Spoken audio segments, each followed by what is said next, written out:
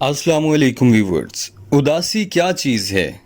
جب انسان اپنے روزمرہ معاملات میں کسی تکلیف دہ یا ناہموار واقعے سے گزرے یا اپنے کسی پیارے سے بچھڑے کی صورت میں یا کسی شدید مالی یا قریبی انسان کی جانی نقصان کی صورت میں جس کیفیات سے گزرتا ہے اسے اداسی کہا جاتا ہے۔ ایسے میں انسان کا دل اداس، پریشان، مایوس رہتا ہے، کسی کام میں دل نہیں لگتا، روزمرہ کے معاملات کرنا مشکل ہو جاتا ہے اور رونا آتا ہے۔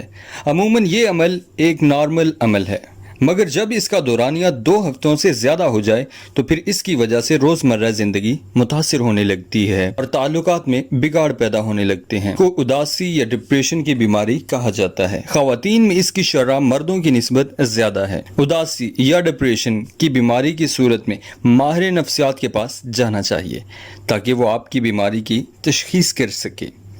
آج کل کے جدید دور میں کونسلنگ اس بیماری کا بہترین حل ہے، اور ہاں، اگر ماہر نفسیات سمجھے کہ آپ کو کونسلنگ کے ساتھ ساتھ میڈیسن کی بھی ضرورت ہے تو وہ آپ کو ادویات بھی تجویز کر سکتا ہے۔ اس کے لیے مزید تجاویز یہ ہیں کہ ہمیشہ خوش رہیں، لوگوں میں گھل مل کے رہیں، پانی زیادہ پئیں، اپنے آپ کو زیادہ مصروف رکھیں، اپنے مشاغل میں اضافہ کریں، نیند کو بہتر کریں اور اپنی خوراک کا خیال رکھیں۔